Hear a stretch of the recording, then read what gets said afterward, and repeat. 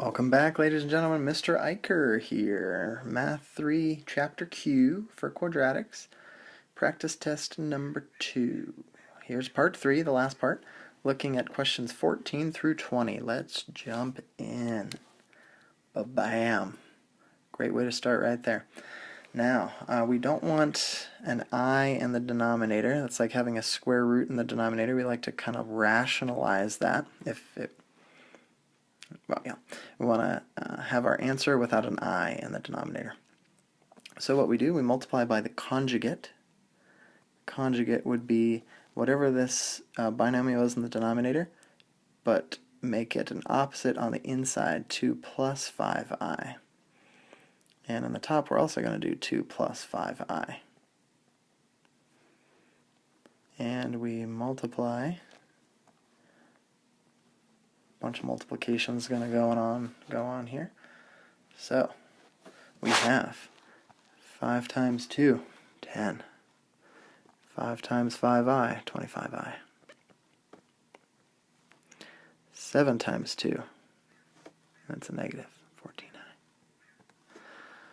Negative 7 times 5, negative 35i squared. All right. And the denominator, 2 times 2, 2 times 5, that's 4 plus 10i. And then we have negative 5 times 2, negative 5 times negative 5, positive 5, negative 10i minus 25i squared. Color-coded for your pleasure.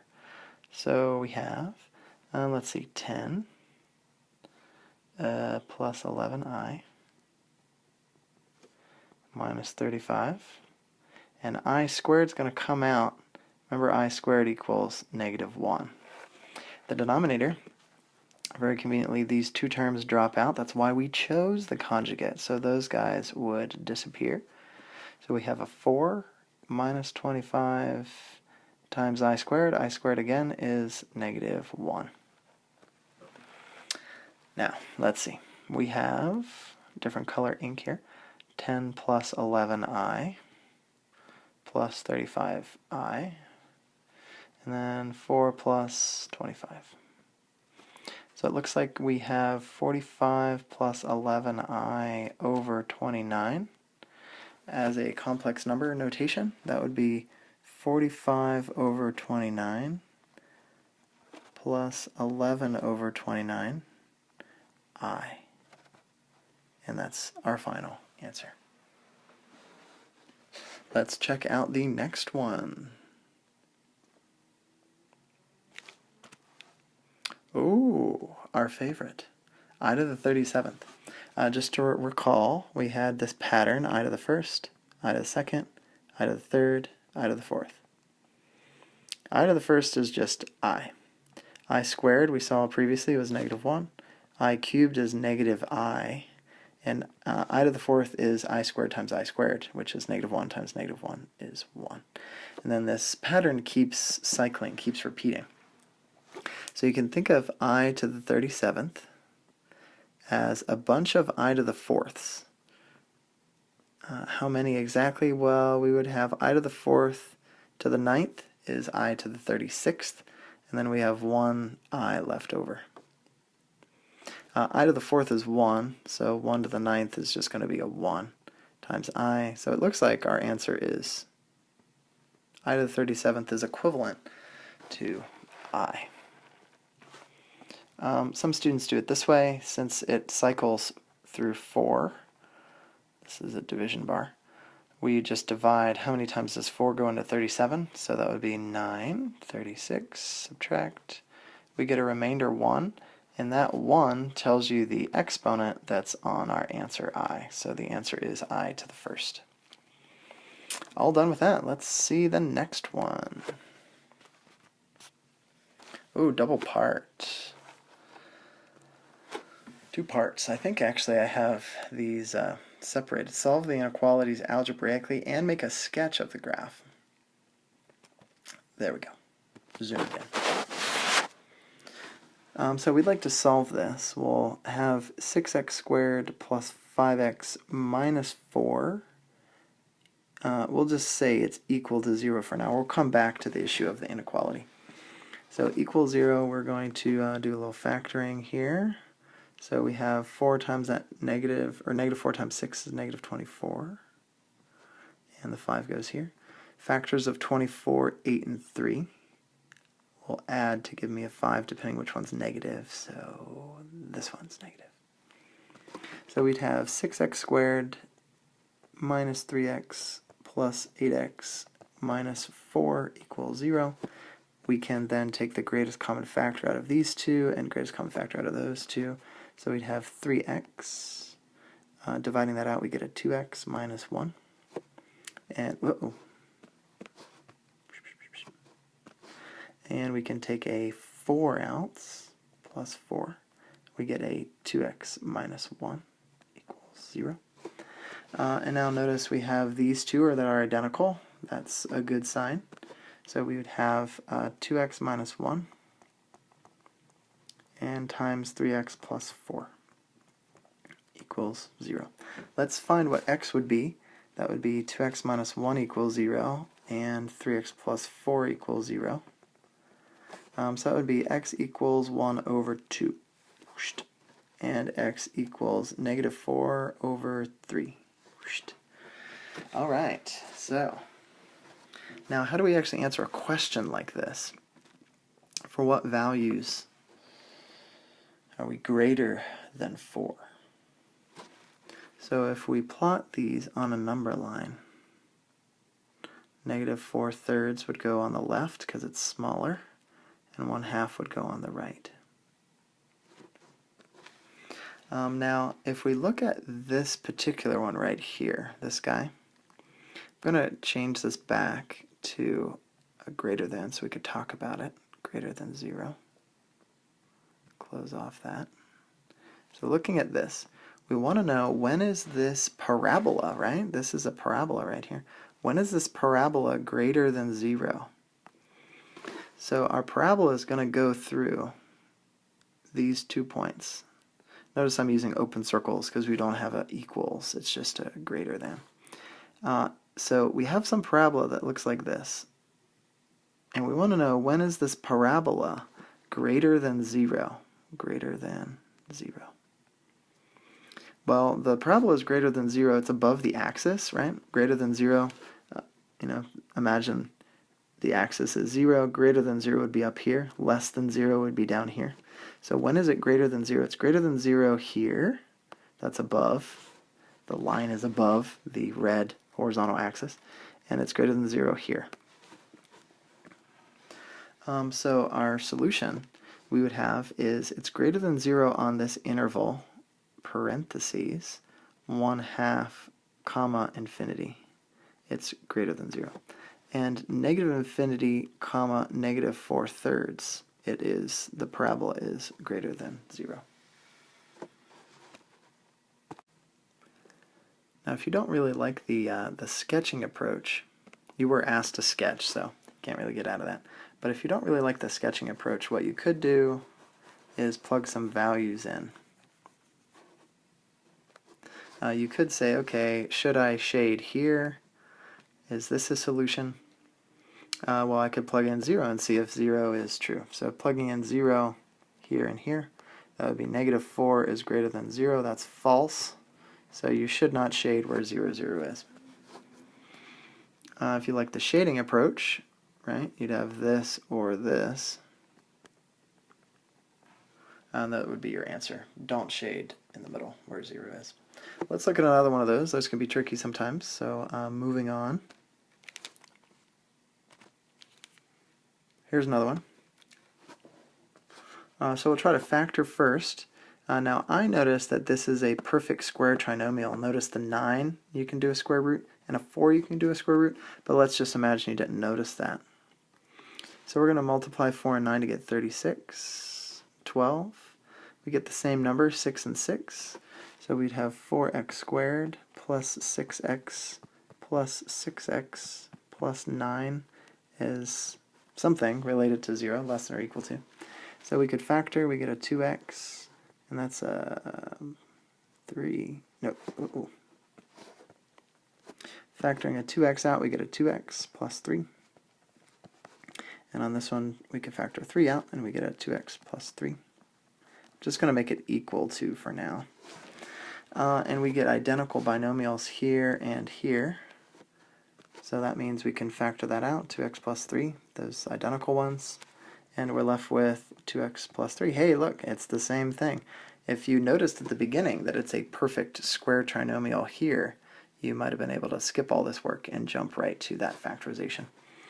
But setting both equal to 0, you're going to get a double root, so x equals negative 3 over 2. Now graphing this is kind of the benefit of doing that, that parabola approach that we saw in the last one. So here's negative 3 over 2. Our parabola is going to be opening up because of the positive 4, so it's a parabola opening up. So parabola opening up, it only hits there and it goes back up like that.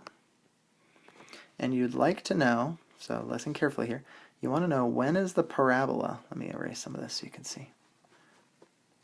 When is the parabola less than or equal to 0? So this line represents 0, the axis. When is the parabola less than that? Well, it looks like the parabola is above that all the time. When is the parabola less than or equal to 0? Equal to 0 meaning it's touching the axis. Well, right here, it is touching the axis. So on this one, it's kind of strange, I know, but we only get one answer. Our only answer is just here, x equals negative 3 over 2. That's the only place the parabola is less than 0 or equal to 0. Just for kicks, if our parabola looked like that, when is that parabola less than or equal to 0? Well, you'd say all the time. All the time. It's less than or equal to 0. Now, it didn't say that, but I'm just imagining if this sign had been flipped, we would say all real numbers, all reals would be the answer. Okay, hopefully that helps. Let's check out the next question. Graph that in vertex form. I think we've done a couple of those on this worksheet so far. We need to complete the square, CTS, complete the square to put it in vertex form. Vertex form again is y equals a, x minus h squared plus k. So that's the goal. I don't think I'm going to have enough space for everything here, so let me get rid of some of this. And get rid of that. That's the end goal that we want. So we have y equals, I'm going to do y plus something equals, a negative 2, factoring a negative 2 out of the first two terms, just out of these two terms, take a negative 2 out. That would make this a negative 2x plus blank, then a plus 5. So what value should we add? Negative 2 over 2 squared is a 1. And on the other side, we're not adding a 1, we're actually adding a 1 times that negative 2, so plus negative 2. So we would have y minus 2 equals negative 2, x minus 1 squared plus 5. And that negative 2 with the y is going to come to the other side. This negative 2 is the same. Add, so we get plus 7. This is vertex form. Now let's see, to graph that, we'd graph the vertex, which is positive 1, positive 7, right here. And it is going downhill due to this sign right here, going downhill. So we can use our little trick we got here when we are squaring something. 1, 2, 3, 1, 4, 9. We're going to multiply each of those by negative 2. So we're going to go to the right 1 down 2. And the same on the other side. We're going to go right 2 down 8. I think that's here and here. And it's a solid line, it's equal to, so that we get, and that we get. And then the next question is, between what consecutive integers do the roots or the solutions, the x-intercepts, remember roots, basically x-intercept on a graph, of the equation lie for your graph? So if my graph is semi-accurate, it looks like the x-intercepts between in here somewhere and the x-intercepts in here somewhere. So I would say, well, between -2 and -1 there's an answer, and between 2 and 3 there's an answer. It's kind of justifying why it's nice to solve things rather than graph, because graphs aren't always reliable. But you could tell somewhere in there are the x-intercepts. Oh, actually, did I read that wrong? I think I did. Yeah, let me get rid of this one. It's actually here to here, right? So that's between -1 and 0 would be that answer. I think the other one's okay, though. All right, let's look at the next one. Write the equation or inequality. Write the equation or inequality. So it'd be nice to start perhaps in vertex form. So y equals a, x minus h squared plus k. The vertex you could see is right here, so that's a 3 and a -4. So we're going to put y equals, figure out a later, x minus h squared, don't forget the squared, minus 4.